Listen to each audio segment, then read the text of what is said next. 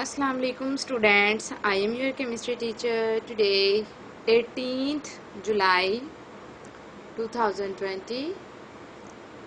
This lecture for all 10th boys and girls. Chapter number 11 हम लोग पढ़ रहे हैं। आज हम लोगों ने ऑर्गेनिक कंपाउंड की जनरल कैरेक्टरिस्टिक्स और उसके सोर्सेज जो हैं वो पढ़ने हैं। ठीक है कि ऑर्गेनिक कंपाउंड जो हैं वो इनकी खसूसियात और इनके ज़राए जो हैं वो आज आप लोगों ने पढ़ने हैं। The topics which will be discussed today, properties और कैरेक्टरिस्टिक्स ऑफ ऑर्गेनिक कंपाउंड।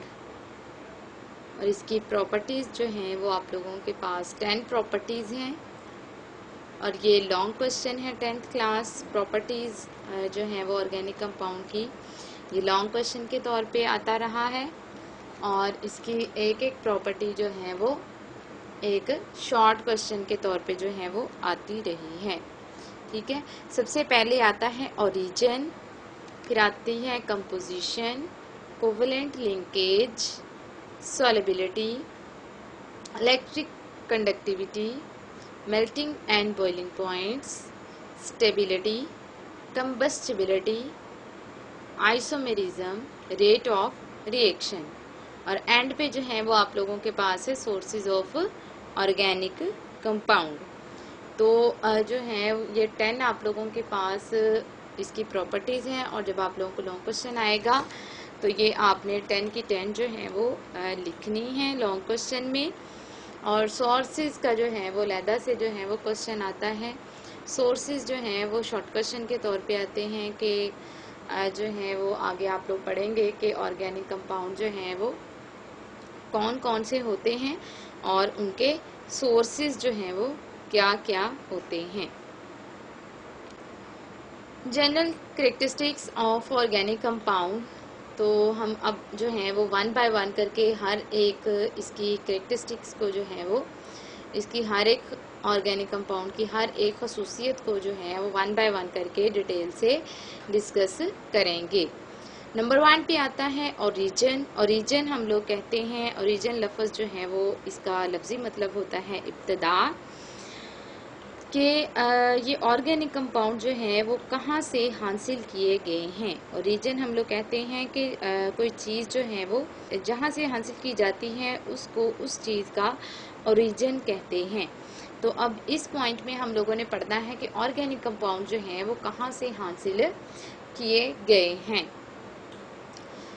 तो ये ऑर्गेनिक कंपाउंड जो है वो हमने स्टार्ट में मैंने आप लोगों को कहा था कि ऑर्गेनिक कंपाउंड जो हैं वो प्लांट से और एनिमल से बेसिकली हासिल किए जाते हैं, जबकि इनऑर्गेनिक जो कंपाउंड्स होते हैं वो मिनरल्स, ठीक है, कि जो आप लोगों के पास सॉल्ट्स वगैरह होते हैं, और रॉक्स जो चट्टानें होती हैं उनसे जो हैं वो हासिल किए जाते हैं। और यहाँ पर मैं आप लोगों को एक और बात क्लियर कर दूँ, आपको हर एक पॉइंट में जो है वो ऑर्गेनिक के साथ साथ इनऑर्गेनिक के बारे में भी बताया जाएगा। तो आपने जब लॉन्ग क्वेश्चन आएगा तो ऑर्गेनिक और इनऑर्गेनिक दोनों के बारे में जो है वो लिखना है। और अगर आप लोगों को इस तरह से क्वेश्चन आ जाता है difference between organic and inorganic compounds, तो आप लोगों ने इन पॉइंट्स को जो है वो इन्हीं को जो है वो लैदा करके जो है वो लिख लेना है।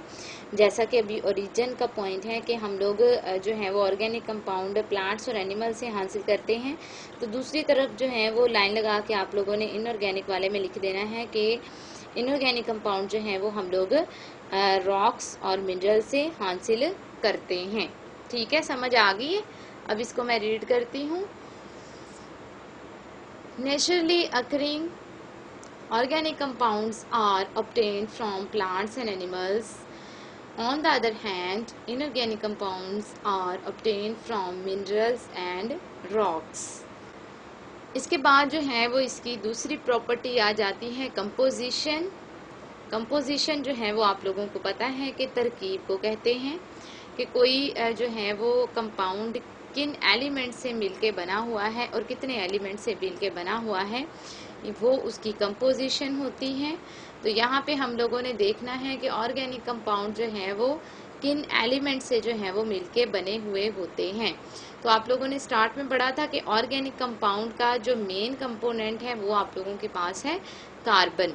कार्बन जो है वो सबसे लाजमी जो है वो यहाँ पे कंपोनेंट है ऑर्गेनिक कंपाउंड का, और ये आप लोगों के पास बने हुए होते हैं। सिर्फ कार्बन पे ही तो ऑर्गेनिक कंपाउंड मुश्तमिल नहीं ना होते, उसके साथ कार्बन जो है वो कार्बन अपने साथ दूसरे एलिमेंट्स के साथ बॉन्ड बना के जो है वो रहती है। तो कार्बन जो है वो हाइड्रोजन के साथ, नाइट्रोजन के साथ, ऑक्सीजन के साथ, हेलोजन्स के साथ और सल्फर और भी बहुत सारे एलिमेंट्स के साथ जो है वो मिल के जो है वो ऑर्गेनिक कंपाउंड बनाती है, ऑर्गेनिक कंपाउंड बनाती है। जबकि इनऑर्गेनिक कंपाउंड जो है वो आप लोगों के पास बने हुए होते हैं पीरियोडिक टेबल के अंदर कार्बन, हाइड्रोजन के अलावा जितने भी एलिमेंट्स हैं वो आप लोगों के पास मिलकर जो है वो इनऑर्गेनिक कंपाउंड्स बनाते हैं। यानी कि ऐसा नहीं है कि ये जो नाइट्रोजन है, ऑक्सीजन है, ये आप लोगों के पास इनऑर्गेनिक कंपाउंड्स में नहीं आते, ये भी इनऑर्गेनिक कंपाउंड्स में आते हैं, लेकिन ये आप लोगों के पास डिफरेंट जो है वो एलिमेंट्स के साथ रिएक्ट करके जो है वो डिफरेंट तरह के इनऑर्गेनिक कंपाउंड्स बनाते हैं। जिस तरह से आप लोगों ने पढ़ा हुआ है वाटर H2O, उसमें हाइड्रोजन भी है, ऑक्सीजन भी है, जबकि ये एक जो है वो इनऑर्गेनिक सॉल्वेंट है, ये ऑर्गेनिक नहीं है। ठीक है, तो इस तरह से जो है वो एलिमेंट्स मिलके पीरियोडिक टेबल के एलिमेंट्स जो हैं वो मिलके इनऑर्गेनिक कंपाउंड्स बनाते हैं। प्रॉपर्टी नंबर जो है वो 3 है कोवलेंट लिंकेज। आप लोगों को मैंने बताया था कि ऑर्गेनिक कंपाउंड जो है वो कोवलेंट बॉन्ड बनाते हैं, ये आयनिक बॉन्ड नहीं बनाते, ये शेयरिंग जो है वो करके अपने इलेक्ट्रॉन्स रहते हैं। तो इनके कोवलेंट लिंकेज के बारे में बात की गई है कि organic compound contain covalent bond, कि ऑर्गेनिक कंपाउंड जो होते हैं इनमें कोवलेंट बॉन्ड पाया जाता है, डैट में भी पोलर। और आप लोगों ने कोवलेंट कंपाउंड के जो हैं वो आगे 2 टाइप्स पढ़ी थी, polar covalent bond, non polar covalent bond. तो यहाँ पर भी जो है वो दोनों पॉसिबिलिटीज मौजूद हैं कि ऑर्गेनिक कंपाउंड जो है वो पोलर भी हो सकते हैं और नॉन पोलर भी हो सकते हैं। ठीक है, जबकि इनऑर्गेनिक कंपाउंड जो हैं वो टोटली आयनिक कंपाउंड होते हैं। While the inorganic compound mostly contain ionic bond, इनमें जो है वो ज़्यादातर आयनिक बॉन्ड ही पाया जाता है, जबकि ऑर्गेनिक कंपाउंड जो है वो उनमें कोवलेंट बॉन्ड पाया जाता है। और कोवलेंट बॉन्ड जो है वो पोलर भी हो सकता है और नॉन पोलर भी हो सकता है। प्रॉपर्टी नंबर 4 है सॉलिबिलिटी। सॉलिबिलिटी हम लोग कहते हैं हल पजीरी को, कि जो ऑर्गेनिक कंपाउंड है उनकी हल पजीरी जो है वो किस तरह की है, वो वाटर के अंदर हल होते हैं या नहीं होते हैं। अगर जो है वो वाटर के अंदर हल नहीं होते तो किन ऑर्गेनिक कंपाउंड्स के अंदर जो है वो हल होते हैं। इसको जो है वो समझने से पहले आप लोगों को 9th का थोड़ा सा रिवाइज करना पड़ेगा। आपने 9th क्लास में जो है वो चैप्टर नंबर 6 में पढ़ा था सॉलिबिलिटी वाले टॉपिक में, लाइक डिजॉल्व लाइक, कि जो आप लोगों के पास जिस नेचर का कोई कंपाउंड होता है वो उसी नेचर के जो है वो सॉल्वेंट के अंदर हल होता है।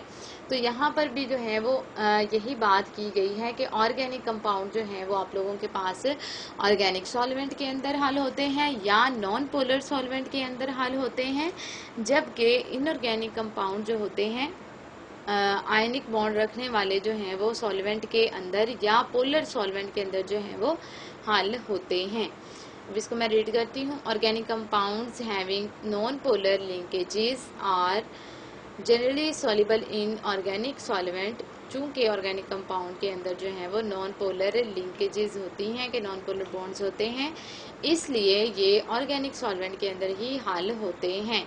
Like alcohol, ether, benzene, carbon disulphide, carbon tetrachloride. तो ये सारे के सारे जो हैं वो ऑर्गेनिक सॉल्वेंट होते हैं, इनके अंदर जो है वो ऑर्गेनिक कंपाउंड आसानी से हल हो जाते हैं। जबकि दूसरी तरफ जो है वो on the other hand the inorganic compounds with ionic bond, जो इनऑर्गेनिक कंपाउंड्स होते हैं उनमें आयनिक बॉन्ड होता है, तो ये जो है वो पोलर सॉल्वेंट्स के अंदर हल होते हैं। और पोलर सॉल्वेंट की सबसे बेस्ट एग्जांपल है वाटर की, यानी कि ये वाटर के अंदर आसानी से हल हो जाते हैं। जैसा कि NaCl जो है वो वाटर के अंदर आसानी से हल हो जाता है, इसी तरह से जो ऑयल होता है वो पेट्रोल के अंदर आसानी से हल हो जाता है। समझ आ रही है 10th क्लास? इसके बाद प्रॉपर्टी नंबर 5 है या इलेक्ट्रिकल कंडक्टेंस। ठीक है, इलेक्ट्रिकल कंडक्टेंस जो है वो उसमें क्या आ जाता है कि इलेक्ट्रिसिटी से ये रिलेटेड है कि आप लोगों के पास जो जिस चीज़ की आप लोग जो है वो प्रॉपर्टी स्टडी कर रहे हैं, जो कि आप लोगों के ऑर्गेनिक कंपाउंड्स हैं, उनमें से इलेक्ट्रिसिटी जो है वो कंडक्ट हो सकती है, उनमें से इलेक्ट्रिसिटी गुजर सकती है या नहीं गुजर सकती, ये हम लोगों ने इसके अंदर जो है वो डिस्कस करना है। तो ऑर्गेनिक कंपाउंड जो है वो इलेक्ट्रिसिटी के पुअर कंडक्टर होते हैं कि उनमें से जो है वो आसानी से इलेक्ट्रिसिटी नहीं गुजर सकती। लेकिन जो आपके पास इनऑर्गेनिक कंपाउंड्स होते हैं वो गुड कंडक्टर होते हैं इलेक्ट्रिसिटी के, उनमें से जो है वो आसानी से इलेक्ट्रिसिटी गुजर सकती है, वो भी तब जबकि वो मोल्टन स्टेट में हो या फिर जो है वो उनका सोल्यूशन बना हुआ हो। मोल्टन स्टेट यानी कि पिघली हुई हालत में हो।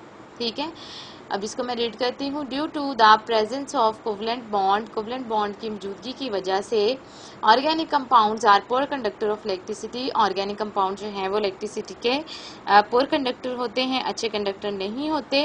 Whereas inorganic compounds being ionic in nature, जबकि इनऑर्गेनिक कंपाउंड जो हैं वो आयनिक इन नेचर होते हैं, तो ये are good conductor of electricity, ये इलेक्ट्रिसिटी के अच्छे कंडक्टर होते हैं इन मोल्टन स्टेट और इन एक्वस सोल्यूशन, या मोल्टन पिघली हुई हालत में या फिर जो है वो सोल्यूशन की बनी हुई हालत में जो है वो ये हल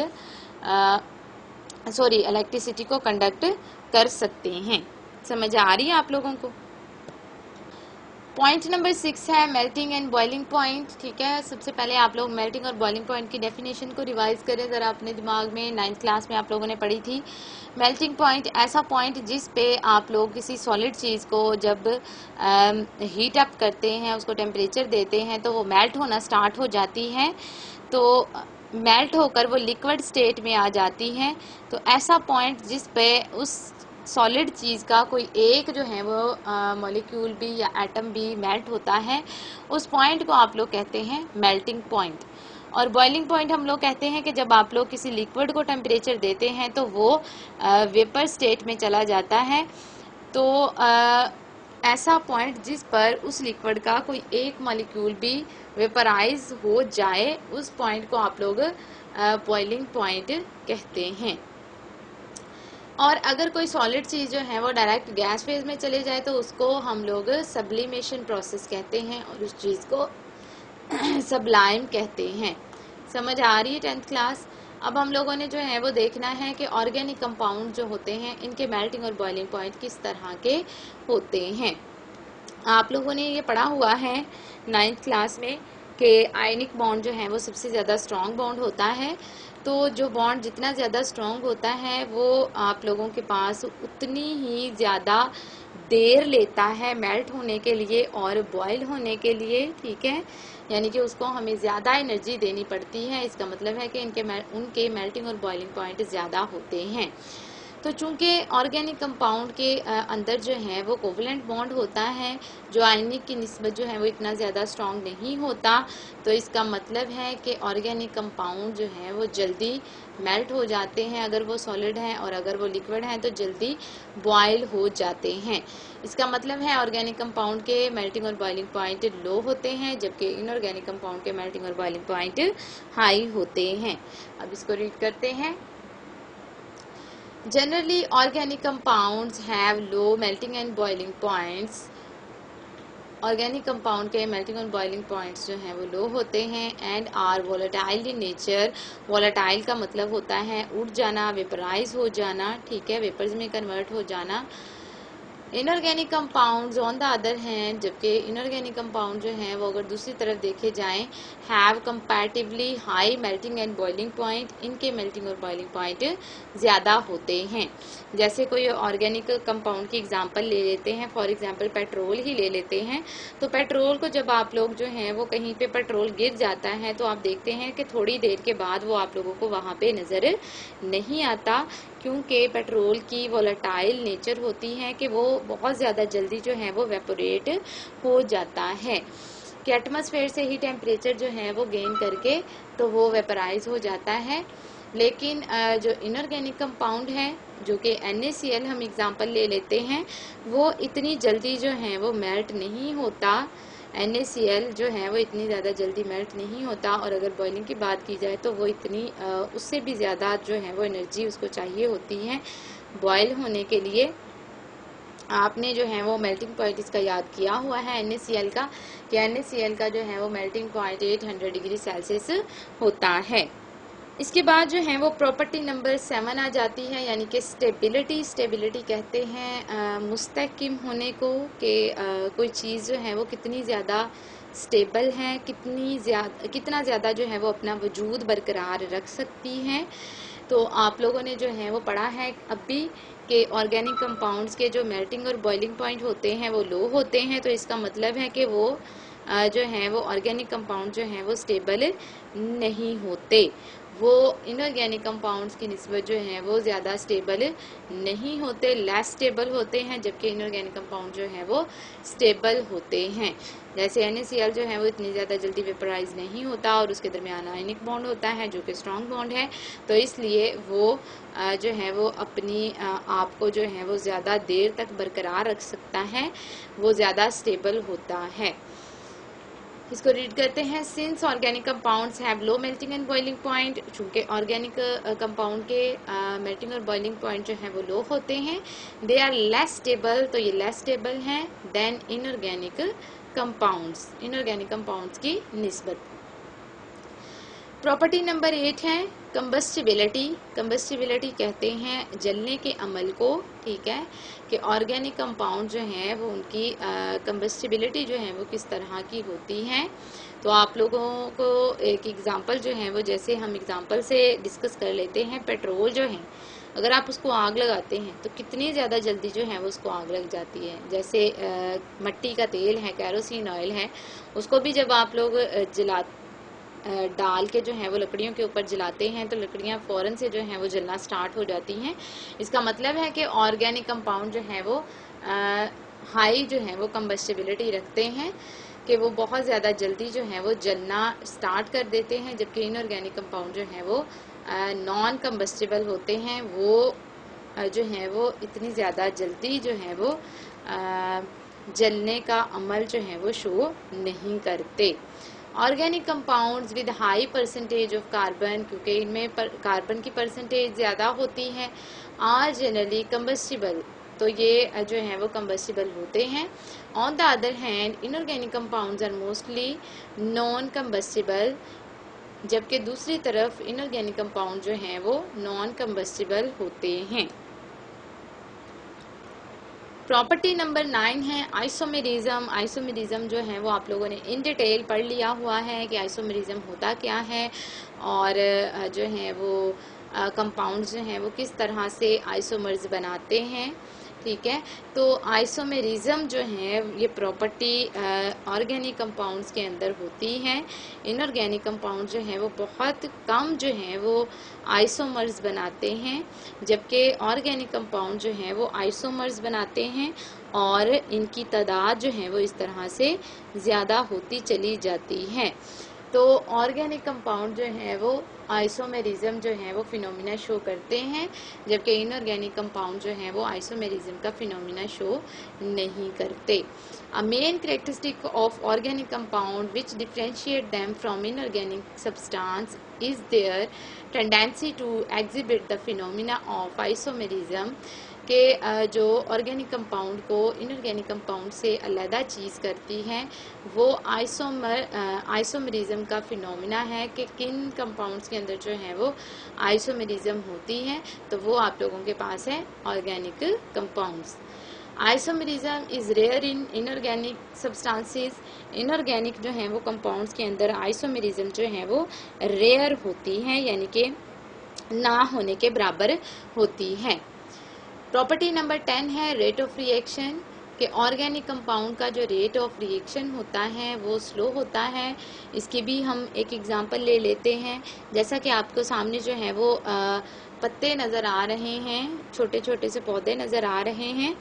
तो प्लांट्स से जो है वो ऑर्गेनिक कंपाउंड हासिल किया जाता है, तो इसका मतलब है प्लांट्स के अंदर जो है वो ऑर्गेनिक कंपाउंड पाया जाता है। तो प्लांट्स आप लोगों को पता है कि एकदम से जो है वो प्रोड्यूस नहीं हो जाते। इनको जो है वो ग्रो करने के लिए मंथ्स जो है वो का पीरियड जो है वो टाइम पीरियड रिक्वायर्ड होता है, कि पहले आप लोग जो हैं वो बीज उगाते हैं, फिर उसको पानी देते हैं, फिर छोटा सा पौधा निकलता है, फिर उससे बड़ा होता है, फिर उसे बड़ा होता है, फिर वो एक ट्री बन जाता है। ठीक है, यानी कि काफ़ी टाइम कंज्यूमिंग जो है ये प्रोसेस है। तो ऑर्गेनिक कंपाउंड के जो रिएक्शंस होते हैं वो स्लो केमिकल रिएक्शंस होते हैं, जबकि इनऑर्गेनिक कंपाउंड जो हैं वो आप लोगों के पास इतने ज़्यादा स्लो रिएक्शंस नहीं होते। और ऑर्गेनिक कंपाउंड्स को रिएक्शन करने के लिए जो है वो ख़ास किस्म की कंडीशंस चाहिए होती हैं, यानी कि उनको ख़ास टेम्परेचर चाहिए होता है, प्रेशर चाहिए होता है, कैटालिस्ट चाहिए होते हैं। जैसे प्लांट को ग्रो करने के लिए जो है वो रोशनी की ज़रूरत होती है, वाटर की ज़रूरत होती है, सॉइल की ज़रूरत होती है। तो ये आप लोगों के पास बायोकेमिकल जो है वो एक प्रोसेस है, और इसमें ऑर्गेनिक कंपाउंड जो है वो प्रोड्यूस होते हैं, इसलिए ये एक स्लो जो है वो केमिकल रिएक्शन है। और इसको ख़ास जो है वो टेम्परेचर चाहिए होता है जिस पे ये ग्रो करते हैं। आप लोगों को पता है कि हर एक प्लांट को जो है वो ग्रो करने के लिए ख़ास टेम्परेचर चाहिए होता है। इसी तरह से ह्यूमंस को भी जो है वो ग्रो करने के लिए जो है वो ऑप्टिमम टेम्परेचर चाहिए होता है। ठीक है, ये इसकी प्रॉपर्टीज़ जो हैं वो अब यहाँ पे जो है वो ख़त्म हो जाती हैं। 10 इसकी प्रॉपर्टीज़ हैं ऑर्गेनिक कंपाउंड की, और आप लोगों ने पूरी प्रॉपर्टीज़ जो हैं वो लिखनी है, लेकिन डिफरेंस में आता है तो फिर आप लोगों ने सेंटर में लाइन लगा के जो है वो डिफरेंस इनका लिखना है। इसके बाद आ जाते हैं sources of organic compound. Organic compound के ज़राए क्या क्या हैं, कि ऑर्गेनिक कंपाउंड जो हैं वो कहाँ से हासिल किए जाते हैं, यानी कि जो हमारे डेली लाइफ में चीज़ें मौजूद हैं उनमें से जो है वो आप कहाँ कहाँ से जो है वो ऑर्गेनिक कंपाउंड हासिल कर सकते हैं। तो इसके सबसे पहले जो हैं वो दो मेन सोर्सेज हैं जो आप लोग स्टार्ट से पढ़ते आ रहे हैं, कि एनिमल्स जो हैं वो एक सोर्स है और एक आप लोगों के पास प्लांट जो है वो सोर्स है। एनिमल सोर्स की सबसे पहले बात कर लेते हैं। एनिमल जो है वो इसके दो आगे सोर्सेज हैं, प्रोटीन्स हैं और फैट्स और ऑयल्स हैं। प्रोटीन्स जो हैं वो आप लोगों को नज़र आ रहा है कि एग्स से हासिल की जाती हैं, मटन से, चिकन से, बीफ से, फिश से, यानी कि जितनी किस्म का भी फ्लैश है उनके अंदर प्रोटीन पाई जाती हैं। और प्रोटीन जो है वो आप लोगों के पास एक ऑर्गेनिक कंपाउंड है। उसके बाद फैट्स और ऑयल हैं, ये मिल्क के अंदर पाए जाते हैं, बटर में, चीज़ में, यानी कि जो एनिमल से चीज़ें हासिल की जाती हैं वो ये वाली हैं। ठीक है, अभी प्लांट्स के अंदर भी जो है वो प्रोटीन्स पाई जाती हैं और ऑयल्स पाए जाते हैं। तो इसी तरह से जो है वो अब हम लोग प्लांट्स के बारे में डिस्कस करते हैं। प्लांट्स में जो है वो दो इसके आगे सोर्सेज हैं, एक लाइव प्लांट्स हैं यानी कि जो जिंदा हैं, और एक आप लोगों के पास डेड प्लांट्स हैं जो कि मुर्दा हैं। डेड प्लांट्स की पहले बात कर लेते हैं। डेड प्लांट्स यानी कि जो ज़मीन के अंदर दफन हो जाते हैं, उनसे जो है वो कोयला बनता है, पेट्रोलियम गैस बनती है, पेट्रोल बनता है, जैसा कि आप लोग आगे जो है वो डिस्कस करेंगे। तो ये सारी चीज़ें जो हैं वो आप लोगों के पास यानी कि फॉसिल फ्यूल जो हैं वो ऑर्गेनिक कंपाउंड्स होते हैं, तो वो डेड प्लांट से बनते हैं। उसके बाद जो है वो ज़िंदा पौधों की बात कर लेते हैं। ज़िंदा पौधों से जो है वो हम लोग कार्बोहाइड्रेट्स हासिल कर सकते हैं, प्रोटीन्स हासिल कर सकते हैं, विटामिन्स हासिल कर सकते हैं, ऑयल्स हासिल कर सकते हैं। और उसके बाद आगे जो है वो 1 बाय 1 करके हर एक के बारे में जो है वो लिखा हुआ है कि कार्बोहाइड्रेट किन चीज़ों से हासिल कर सकते हैं, प्रोटीन्स किन चीज़ों से हासिल कर सकते हैं, विटामिन्स किन चीज़ों से हासिल कर सकते हैं, और ऑयल्स किन चीज़ों से हासिल किए जा सकते हैं। ठीक है कि जो है वो अगर आप लोगों को सोर्सेज आते हैं प्रोटीन के, तो आप लोगों ने दोनों तरह से जो है वो हेडिंग बना के लिखना है। यानी कि आप लोगों ने इन प्लांट्स और इन एनिमल्स जो हैं वो प्रोटीन लिखनी है कि प्लांट्स के अंदर जो है वो कहाँ किन चीज़ों से आप लोग प्रोटीन हासिल कर सकते हैं, और एनिमल्स के अंदर जो है वो किन चीज़ों से प्रोटीन हासिल कर सकते हैं। कार्बोहाइड्रेट के जो हैं वो मेन सोर्सेज वीट हैं यानी कि गंदम, मेज यानी कि मकई, उसके बाद पोटैटोज़ हैं, बार्ले हैं, राइस हैं, और प्रोटीन के जो हैं वो पल्सेस यानी कि दालें। ठीक है, उसके बाद बीन्स यानी कि फलियां, और विटामिन्स में सारे के सारे फ्रूट्स आते हैं। ठीक है, विटामिन्स जो हैं वो सारे के सारे फ्रूट्स के अंदर जो है वो मौजूद होते हैं, लेकिन यहाँ पे जो है वो एप्पल, ऑरेंज और बनाना जो है वो लिखा हुआ है, ये भी फ्रूट्स ही हैं। उसके बाद जो है वो ऑयल्स की बारी आ जाती है। ऑयल्स जो है वो पाम ऑयल है, ऑलिव ऑयल है, सोयाबीन ऑयल है, पीनट ऑयल है, सनफ्लावर ऑयल है, यानी कि ये सारे जो हैं वो प्लांट से हासिल किए जाते हैं। ठीक है, उसके बाद जो है वो मैंने यहाँ पर एक आप लोगों को क्वेश्चन के फॉर्म में जो है वो दिखा दिया है कि क्वेश्चन जो है वो किस तरह से आ सकता है। क्वेश्चन इस तरह से आ सकता है, write down the sources of carbohydrates. तो आप लोगों को नज़र आ रहा है कि उसमें मैंने जो है वो कार्बोहाइड्रेट वाले सिर्फ जो है वो नाम लिख दिए हैं, तो ये इसका आंसर होगा। यानी कि नाम ही सिर्फ जो है वो आप लोगों के पास ये 2 नंबर का आंसर है। इसी तरह से बाकियों के बारे में भी जो है वो क्वेश्चन आ सकता है कि write down the sources of protein, write down the sources of oils. ठीक है, इस तरह से जो है वो आप लोगों को इसका शॉर्ट क्वेश्चन जो है वो आता है सोर्सेज का। और सोर्सेज जो हैं वो मेनली जो है वो ज़्यादातर जो है वो शॉर्ट क्वेश्चन के तौर पे ही आते हैं। तो आपने इनके नाम ही याद करने हैं, आसानी से जो है वो नाम याद हो जाएंगे। Thank you 10th class. अच्छे तरीके से जो है वो इस लेक्चर को सुन लीजिएगा और इसको याद कर लीजिएगा। मुश्किल नहीं है, ये सारी चीज़ें आप लोगों ने जो है वो पहले पढ़ी हुई थी। बार बार आप लोगों को बता रही थी कि जो है वो 9th वाला रिवाइज करें, 9th वाला दिमाग में लेके आएँ, तो वही सारी चीज़ें जो हैं वो इलेबोरेट करके जो है वो लिखी हुई हैं। ठीक है।